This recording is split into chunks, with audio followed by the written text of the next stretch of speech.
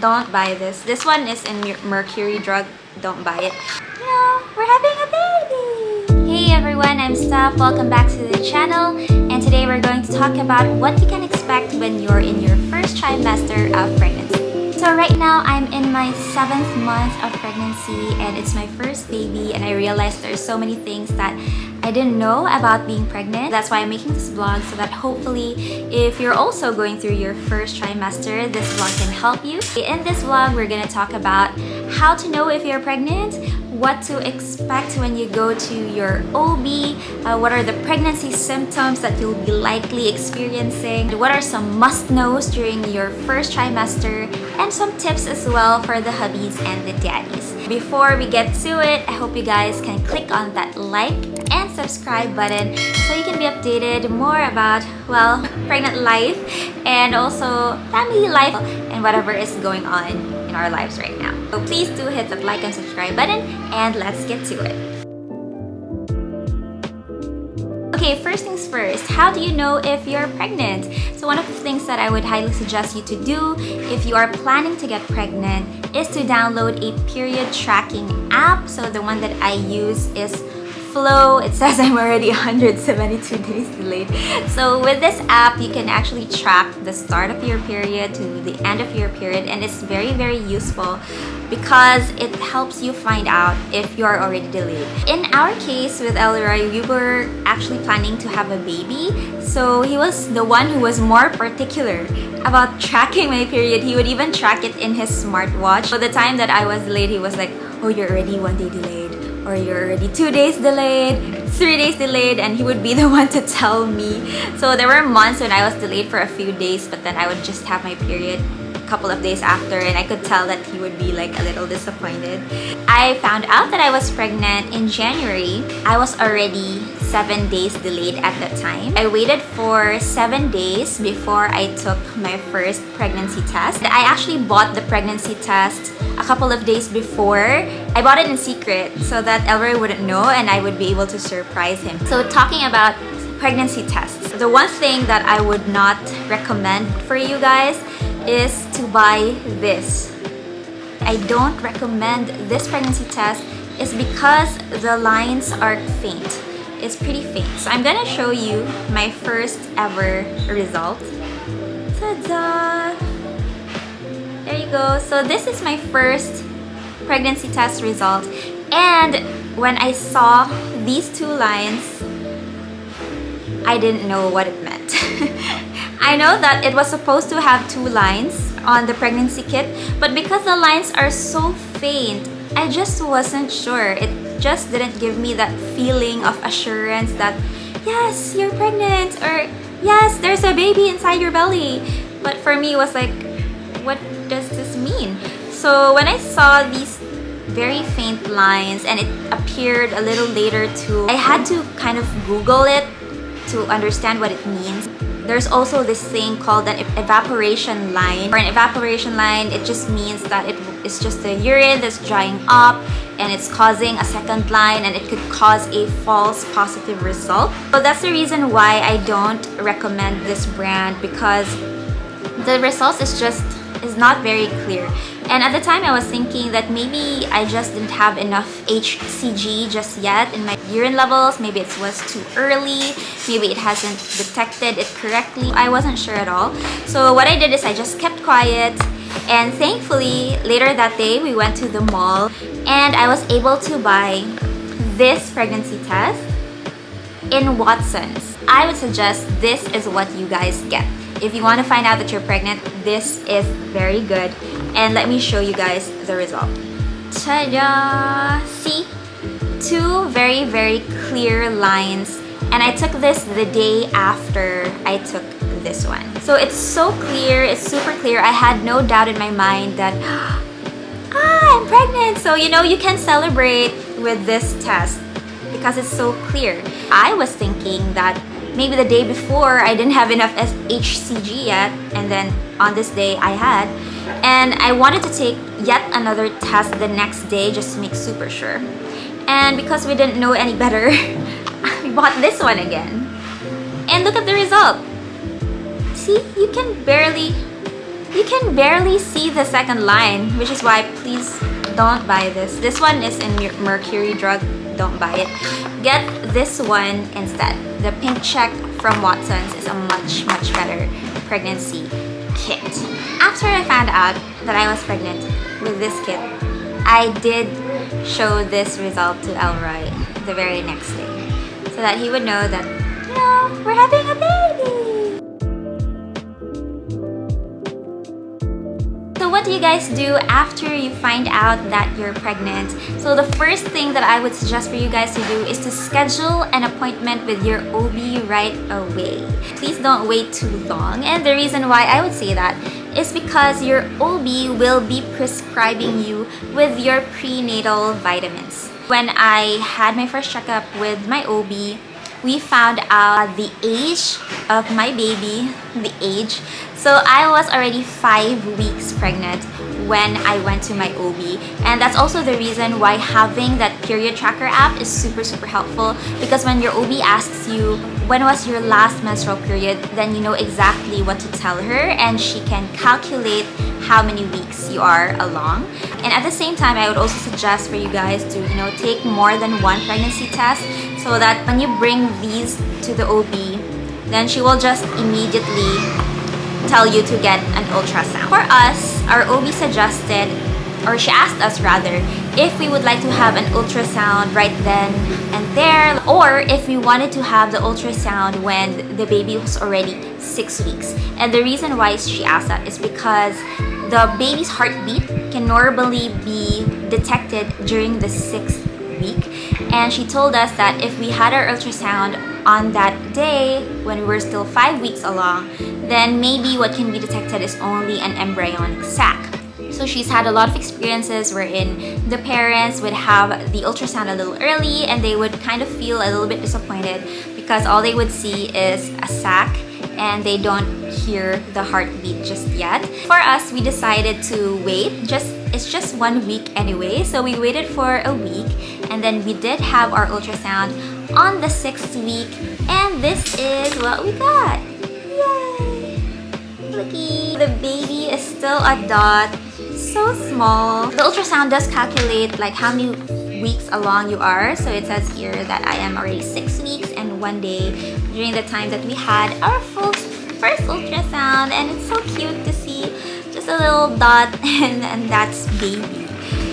The heart rate of baby is 126 beats per minute. The doctor who did my ultrasound said that it's good because the baby's heartbeat is strong and it's fast, and it's just such good news to hear that you know that you really do have a baby in there. Going back to the prenatal vitamins, the OB is going to tell you what vitamins to take, and these are very essential for a baby. The first one that my doctor prescribed to me is folic acid. I think every pregnant woman would probably be prescribed folic acid. This is very important for a baby's brain, neural tube development. So as soon as you find out you're pregnant, it's very important for you to have your prenatal vitamins. I also have OB Max, so these are also food supplements for pregnant. And initially I had OB Min, but I didn't take too well to that one because I think it had fish oil, and later we're gonna talk about pregnancy symptoms. And the doctor also prescribed me some milk, either Enfamama Mama or Anmom or whatever mommy's milk. But of course, please don't follow what I'm showing you guys because I'm just sharing with you what I have or I'm using. But you have to go to your OB because the OB might prescribe you different types of vitamins. Get that straight from your OB. Okay, so now let's talk about pregnancy symptoms. So I'm sure you guys have heard a lot about pregnant women having so many symptoms, and that is so true for me anyway. So every pregnancy is different, but there are definitely some symptoms that you can watch out for. That's totally normal. I started having symptoms when I was already in week 7 of my pregnancy. Prior to that, I felt fine, but when week 7 started to roll around, that's when I started to feel a little bit of nausea. For some reason, whenever I would button up my shorts or my pants, it feels like the baby is making reclamo inside my womb. It's like I don't want to feel constricted And to think my tummy was still pretty flat at the time. Like I didn't have a belly just yet, but the baby didn't want me to button up my shorts at all. So I ended up buying some maternity leggings as early as my first trimester. So I'm gonna show you guys. So maternity leggings, it has like this little pouchy here at the front that you can like put your belly in. So this is high waist, it's high-waisted. I think I'm gonna do another vlog for all maternity clothes. Let me know if you want to see that. Let me know in the comment section. After that, there were a couple of other symptoms I felt. Of course, nausea, vomiting, headache, back pain. All of the symptoms, you name it, I had it. And it started to get really bad around week 8. And I think the worst weeks for me was week 9 and week 10. I think in week 9 and 10, all I could eat was just arroz caldo and lomi. And I hated the smell of really strong food. I had food aversions like crazy. The first food that I hated was ground beef, because my husband likes having ground beef for breakfast, and there was just this one time when I was looking at the breakfast table and there was ground beef, and I was like, it looks like brains. It looks like brains. Like, ew, I don't want it. It's so ugly. I don't want it. Like, it's not even the taste of it. I just didn't like the look of it. It just looked like brains, and I didn't want to see it. So I would tell them to set that aside. Like, please don't cook ground beef anymore. Another food aversion that I had is fish. And I think a lot of pregnant women can relate to this. I hated the smell of fried fish. The smell of fried fish is so strong. And it's just awful. Absolutely awful. And not just fried fish, even like tinola, even sinugbang fish. Any kind of fish, I would just feel so nauseated and I would vomit whenever I would smell this. So fish was also banned from the house since then. I also remember the first time that I really found out that I had food aversions was when my hubby, he wanted to cook me something special. So he bought me something that I really normally love, which is shrimps and mussels. And he cooked it how you would cook it in a restaurant. The kitchen is at the back of the house, and I was just in the living area. And when they brought in the dish, I could smell the shrimp, and I hated it. It was so bad. It was so awful. And I ended up like vomiting as soon as I smelled that shrimp. And I have been traumatized by shrimp ever since. It's so sad because I know that Elmer felt bad.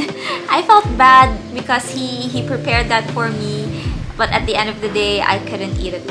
I couldn't eat it. So food aversions for me, unfortunately, was a very big symptom, coupled with the nausea and the vomiting. And for the food, it also helps to eat small, frequent meals instead of eating like big meals. And to always have your crackers, the food that you can tolerate. So normally I wanted to eat like more of bland tasting foods because the strong flavors and the strong smells would make me feel super bad. So another pregnancy symptom that I had was fatigue, super fatigue. Like I just wanted to sleep all day. And I would get so guilty because I feel like I wouldn't get any work done. My husband would try to comfort me by telling me that it's alright, you're making a brain, or you're making lungs, or I'm making kidneys, or something like that. Because I felt so useless because I really didn't want to do anything at all. I just needed to sleep. I think that's your body telling you that you need to rest, you need to focus on making the baby. To help you with back pain, I would suggest that you do some yoga. So there's a lot of yoga, pregnancy yoga that you can do. You can find it on YouTube. You can just search that and it helps with the back pain. That's my first trimester symptoms. It really wasn't a great experience, and I am envious of all the moms who don't have these pregnancy symptoms at all. Good for you guys. But don't worry if you're feeling totally awful. Your baby is completely fine. And that's what my OB would always tell me, that your baby is fine, it's just you who's feeling bad. And she even tells me that she likes it when her pregnant mamas come to her and tell her they have all the symptoms, because that means that she knows that the baby is still there, because in the first trimester there can be a very big risk of miscarriage. Having all the symptoms, in a way you can kind of rejoice because you know that your baby is growing well inside your belly. Alright, so let's talk about a couple of must-knows when you are in your first trimester. So for me, there are a few things that I didn't know at all, and I'm very thankful that people told me about this. First is my friend, Alan. She gave me this Mastella Stretch Marks Prevention Cream. Normally, you would probably use this around maybe your third or your second trimester, but it says here to use this starting from the first month of pregnancy and for several months after birth. Grabe. First month of pregnancy talaga. But I'm sharing this with you as early as the first trimester so that you are already aware that there's such a thing as a stretch marks prevention cream. Because for me, I didn't know. And I'm just lucky that my friend gifted me this and I was able to start it on early in my pregnancy. I think around the early second trimester, I was able to start using the stretch marks cream. Another must know, and I think this is something that I already mentioned a bit earlier, is to do pregnancy yoga if you can. So I know it's still pretty early in the pregnancy, but better to start it as early as you can, right? So yoga, Kegels, exercises. If you even want to start practicing breathing exercises, you can. Some tips for the hubbies are the soon-to-be daddies. Congratulations to you guys. And you might be wondering what's going on with your wives and how you can support them at this time. So it's very important for you guys to support them emotionally and physically even. If you can give your wife massages whenever she's having back pain or whenever she's feeling bad, that would be totally amazing. That would be so nice for your pregnant wife to have someone massage her back when it is hurting. And another thing is for the food, when your wife starts to really hate certain foods, make sure that she has the nutrition that she needs by preparing foods that would be beneficial for her. Like have some fresh fruits on hand because you know it's sweet and it's light. It kind of helps with the nausea. Some women find ginger tea to be really helpful, and to also have the crackers, the bland foods. If you can help her out with the kitchen, if she's the one who's cooking, then help her out with the kitchen if she's not really feeling too well. And basically, your wife might also be very hormonal. She might suddenly have weird feelings going on. So please don't mind her if she's like suddenly crying or she's suddenly angry. And I think you guys have probably experienced that before, even before she was pregnant. So just continue to support her during this time. Oh, something that I noticed also in this time of COVID is that unfortunately for some of the daddies, some hospitals will probably not allow you to go inside the ultrasound room when she's having the ultrasound. And although it is a milestone that you will be missing, share the moment still with your wives when they tell you about it. You know, when they tell you the story about how they see the baby for the first time. So a couple of pregnancy don'ts, and your OB will probably tell you all about this, but if you are using like skincare, if you're using whitening products, stop using that for now. If you also have some other skincare products that has like retinoids, and there are certain ingredients that are not good for baby. In the first trimester, your baby is still really growing, developing, and very sensitive to chemicals and things like that. You do some research and check out the ingredients of what's behind the skincare. And I know that BHA is also not a good ingredient to have, so you can kind of stop using some of the skincare.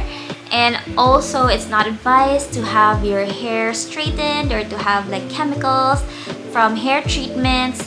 So don't worry, ladies, because during pregnancy, you're going to have nice hair. You're gonna have all of the hormones that will give you nice hair. So don't worry about the hair care. So that's it for the vlog today. I hope you guys were able to learn something from what I experienced during my first trimester. And if you're also experiencing the same thing, then maybe you feel a little bit of validation that, you know, everything's alright. Everything's just fine, even if you have all of the symptoms that you might be feeling. I hope that you can continue to like and subscribe to the channel, and I'll be posting more things about baby. There's so much more to unpack about this whole pregnancy journey, and I'll see you guys in the next video. Thanks for watching. Bye!